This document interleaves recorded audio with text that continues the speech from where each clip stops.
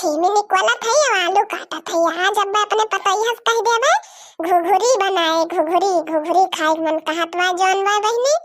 आज अब बने घुघुरी उघुरी आओ करी बहिनी जौन बा अकेला ही है बैठी है देखा ननी ले एक बिटिया रही हमार हो पढ़ाई चली गई बा नहीं थुआ तो है अब दो न मिली बा तलावा जात दो न जनी ये देखा इतना छीमी निकल डारे ना आलू को जौन बा काट डारे और वही ले मैं दिखाए ना पर इन कहाँ है यह आए बनावे मारा बहुत जीव लुकवा थी मैं अरे अम्मा ये क्या करती है छीमी निकलती है का बने आज घुघुरी बने का अरे मैंने तो आई गो पढ़ के कब आई हो माम कब बना जौन बा वही घर में रहन है बैठी रहन है अब वही के खाना वाना खाए हम कहन चली देखे